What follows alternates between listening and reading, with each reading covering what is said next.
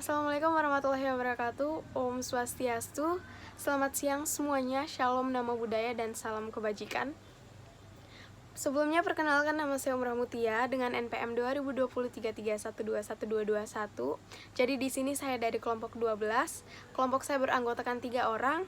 Yang pertama saya sendiri, yang kedua rekan saya yang bernama Nikade Arisanti Dewi dengan NPM 202331212252, dan yang kedua adalah Imade Agus Arsa Putra dengan NPM 202331212205. Jadi di sini kami akan mempresentasikan hasil kerja kami, yaitu kegagalan dan kesuksesan sistem informasi. Kegagalan sistem informasi. Teknologi yang semakin maju akan meningkatkan suatu keberhasilan dalam suatu organisasi maupun perusahaan. Berbagai organisasi maupun perusahaan membutuhkan sistem informasi guna membantu dalam mencapai tujuan suatu organisasi, di mana sistem informasi dapat membuat suatu sistem yang dapat membantu dalam efisiensi yang nantinya akan meningkatkan produktivitas di dalam organisasi tersebut. Tetapi, suatu sistem informasi tersebut tidak selalu membawa keuntungan dalam penerapannya. Sistem informasi juga dapat dikatakan mengalami kegagalan apabila dalam prakteknya terjadi kekurangan atau kelemahan dalam menggunakannya. Kegagalan penerapan sebuah sistem informasi di sini dibagi menjadi 4 bagian. Yang pertama, biaya berlebihan sehingga melampaui anggaran. Yang kedua, pengembangannya memerlukan waktu yang cukup lama. Yang ketiga, kelemahan teknis yang berakibat pada kinerja yang berada di bawah tingkat dari yang diperkirakan. Dan yang keempat, gagal memperoleh manfaat yang diperkirakan. Di sini juga ada menurut O'Brien dan Rosemary Casavo tahun 2009. Beliau menjelaskan ada 5 bagian kegagalan penerapan sebuah sistem informasi. Yang pertama, kurangnya dukungan dari pihak eksekutif atau manajemen. Yang kedua, tidak memiliki perencanaan memadai mengenai tahapan dan arahan yang harus dilakukan. Yang ketiga, inkompetensi secara teknologi. Yang keempat, strategi dan tujuan tidak jelas ketika akan menerapkan sistem informasi. Dan yang kelima, tidak jelasnya kebutuhan terhadap sistem. Oke, selanjutnya ialah masalah pokok sistem informasi. Masalah pokok sistem informasi di sini juga dibagi menjadi 4 bagian. Yang pertama desain, yang kedua data, yang ketiga biaya, dan yang keempat operasi. Jadi di sini desain adalah informasi mungkin tidak disediakan secara cepat atau tersedia dalam sebuah format yang tidak memungkinkan bagi pengguna atau menampilkan data yang salah. Yang kedua data. Data dalam sistem mempunyai tingkat ketidakkurasian dan konsistensi yang tinggi. Biaya. Sistem sangat diperlukan, namun seiring dalam implementasi dan pengoperasiannya memerlukan biaya di atas anggaran. Dan yang keempat, operasi. Sistem tidak akan berjalan dengan baik jika informasi tidak disediakan secara tepat waktu dan efisien, karena operasi komputer yang mengendalikan pemrosesan informasi tidak berjalan semestinya. Oke, selanjutnya ialah mengukur kesuksesan sistem informasi. Jadi di sini ada 5 cara untuk mengukur kesuksesan sistem informasi. Yang pertama, sistem tersebut tingkat penggunaannya relatif tinggi yang diukur melalui polling terhadap pengguna, pemanfaatan kuesioner atau monitor parameter seperti volume transaksi online. Yang kedua, kepuasan pengguna terhadap sistem yang diukur melalui kuesioner atau interview. Yang ketiga, sikap yang menguntungkan para pengguna terhadap sistem informasi dan staf dari sistem informasi. Yang keempat, tujuan yang dicapai. Yang kelima, timbal balik keuangan untuk organisasi baik melalui pengurangan biaya atau peningkatan penjualan dan profit. Selanjutnya akan dijelaskan oleh rekan saya, Nikade Arisanti Dewi. Om Swastiastu. Baik, perkenalkan nama saya Nikade Arisanti Dewi dengan NPM 202031212252. Di sini saya akan melanjutkan materi dari teman saya. Penyebab kegagalan sistem informasi. Sistem informasi menjadi prioritas pertama untuk dikembangkan karena besarnya kekuatan-kekuatan lingkungan eksternal dan kesamaan dari kekuatan faktor internal atau institusional. Beberapa sistem gagal karena benturan di antara keadaan atau lingkungan internal. Ada beberapa alasan mengapa gagal. Beberapa studi telah menemukan bahwa dalam organisasi dengan situasi dan lingkungan yang hampir sama, motivasi yang sama akan menghancurkan kesuksesan. Namun kegagalan unsur yang lain dalam organisasi merupakan penyebab kegagalan. Hal ini disebabkan karena fokus penjelasan terdapat pada pola implementasi yang berbeda. Lalu, implementasi konsep. Implementasi merujuk pada semua aktivitas organisasi yang ditujukan terhadap adopsi, manajemen, dan inovasi rutin. Yang harus diyakini adalah organisasi harus memilih para pelaku dengan karakteristik sosial yang cocok, sebagaimana memilih produk yang paling unggul untuk kesuksesan inovasinya. Secara umum, literatur yang berkaitan dengan hal ini memfokuskan pada adaptasi tingkat awal, dan inovasi dari manajemen. Beberapa tindakan kunci yang diperlukan untuk jangka waktu yang panjang. Suksesnya implementasi, dan indikator-indikator kesuksesan. Yang pertama ada dukungan dana dari dalam, yang kedua ada penyusunan organisasi baru, yang ketiga ada ketersediaan dan perbaikan yang terus-menerus, yang keempat ada klasifikasi personal yang baru, yang kelima perubahan otoritas organisasi, yang keenam internalisasi program-program pelatihan, yang ketujuh updating sistem secara rutin, yang ke-8 promosi orang-orang kunci, yang ke-9 daya tahan sistem setelah berubah dari bentuk aslinya, dan yang terakhir tercapainya tujuan penggunaan sistem. Dalam konteks implementasi, analisis sistem adalah agen perubahan. Analisis bukan hanya mengembangkan solusi teknis, tetapi juga mendefinisikan konfigurasi, interaksi, aktivitas pekerjaan, dan hubungan struktur antara berbagai kelompok dalam organisasi. Adapun penyebab kesuksesan dan kegagalan dalam implementasi. Riset tentang implementasi sistem informasi telah menunjukkan bahwa tidak ada satupun penjelasan untuk kesuksesan dan kegagalan sistem. Begitu pula tentang rumus kesuksesan sistem informasi. Tidak satupun agar suatu sistem dapat berhasil. Namun begitu, riset telah menemukan bahwa hasil implementasi secara luas dapat ditentukan oleh faktor-faktor berikut. Yang pertama ada peran pengguna dalam sistem implementasi.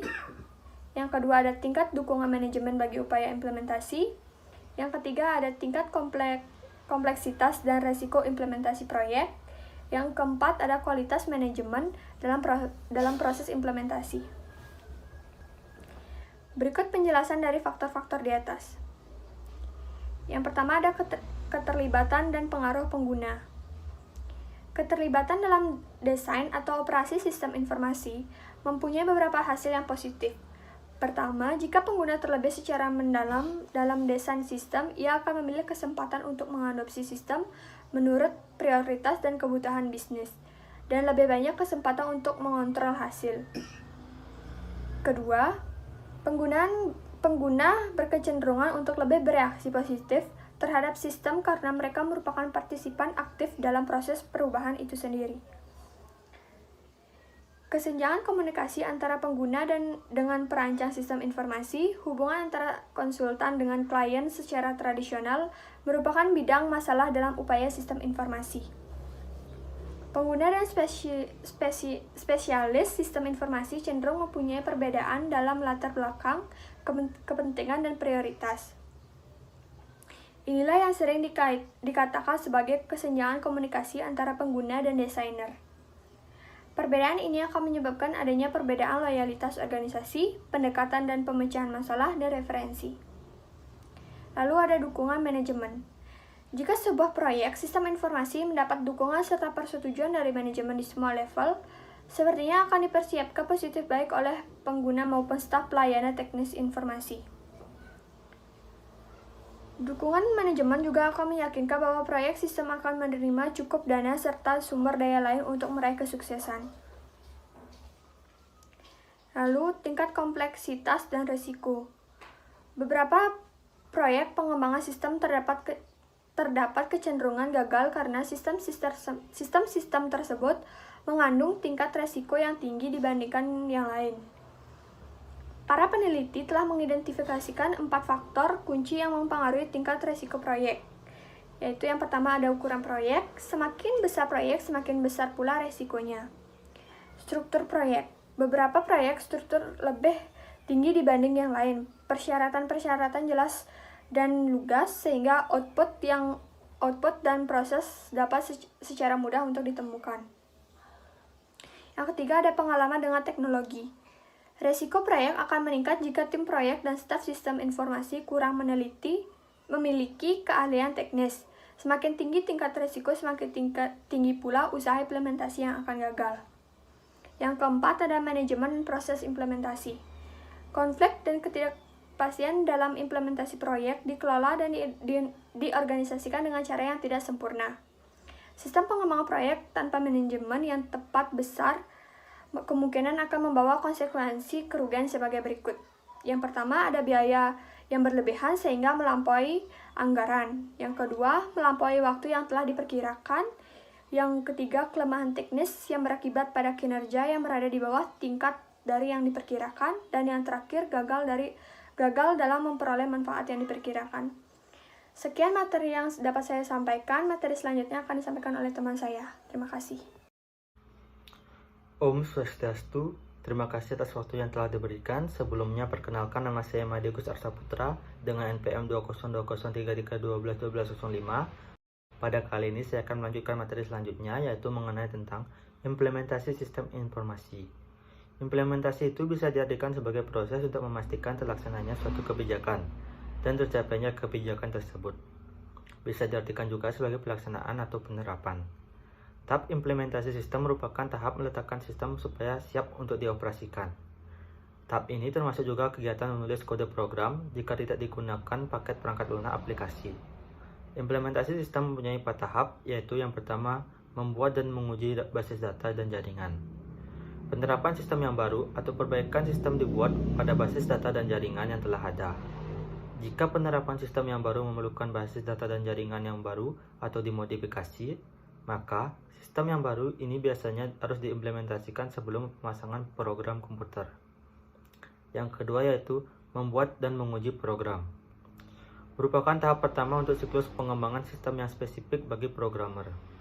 Bertujuan untuk mengembangkan rencana yang lebih rinci dalam pengembangan dan pengujian program komputer yang baru. Yang ketiga, memasang dan menguji sistem baru. Tahap ini dilakukan untuk meyakinkan bahwa kebutuhan integrasi sistem baru terpenuhi. Yang keempat yaitu mengirim sistem baru ke dalam sistem operasi.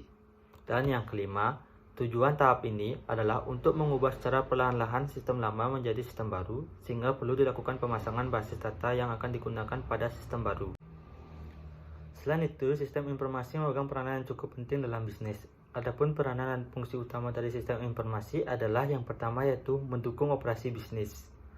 Mulai dari akuntansi sampai dengan penelusuran pesanan pelanggan, sistem informasi menyediakan dukungan bagi manajemen dalam operasi atau kegiatan bisnis sehari-hari. Ketika tanggapan atau respon yang cepat menjadi penting, maka kemampuan sistem informasi untuk dapat mengumpulkan dan mengintegrasikan informasi ke berbagai fungsi bisnis menjadi kritis atau penting. Yang kedua yaitu ada mendukung pengambilan keputusan manajerial. Sistem informasi dapat mengkombinasikan informasi untuk membantu manajer menjalankan bisnis dengan lebih baik. Informasi yang sama dapat membantu para manajer mengidentifikasikan kecenderungan dan untuk mengevaluasi hasil dan keputusan sebelumnya. Sistem informasi akan membantu para manajer membuat keputusan yang lebih baik, lebih cepat, dan lebih bermakna. Dan yang terakhir yang ketiga yaitu mendukung keunggulan kompetitif perusahaan. Sistem informasi yang dirancang untuk membantu pencapaian sasaran strategis perusahaan dapat menciptakan keunggulan bersaing di pasar. Selanjutnya, ada mengelola penerapan sistem informasi. Sistem informasi manajemen diterapkan melalui sistem teknologi informasi di dalam suatu bisnis. Di dalam sistemnya tersedia berbagai informasi dan data tentang pelaksanaan tugas dan pekerjaan.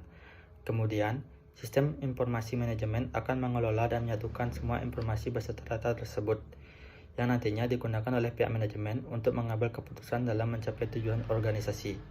Berikut peran penting dari menerapkan pengelolaan sistem informasi dalam sebuah bisnis, yaitu yang pertama mendukung proses bisnis dan operasi, yang kedua ada mendukung pengambilan keputusan dari level karyawan hingga manajer, yang ketiga yaitu ada mengasah kemampuan perusahaan untuk mencapai keunggulan yang kompetitif, dan yang keempat ada membantu setiap karyawan dalam perusahaan untuk membuat keputusan dengan baik. Dari penjelasan semua materi yang telah dijelaskan oleh saya dan teman-teman dari kelompok 12, kami telah membuat kesimpulan terkait materinya, yaitu Teknologi yang semakin maju akan meningkatkan suatu keberhasilan dalam suatu organisasi maupun perusahaan. Tetapi, suatu sistem informasi tersebut tidak selalu membawa keuntungan dalam penerapannya. Sistem informasi juga dapat dikatakan mengalami kegagalan. Kegagalan penerapan sebuah sistem informasi dapat disebabkan oleh banyak faktor.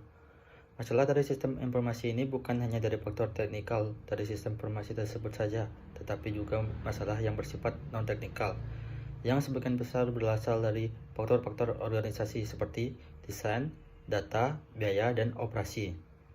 Selain itu, terdapat faktor-faktor yang dijadikan ukuran keberhasilan penerapan suatu sistem, yaitu sistem tersebut tingkat penggunaannya relatif tinggi, kepuasan pengguna terhadap sistem yang diukur melalui kuesioner, sikap yang menguntungkan para pengguna terhadap sistem informasi, tujuan yang dicapai, dan imbal balik keuangan untuk organisasi baik melalui pengurangan biaya atau peningkatan penjualan dan profit.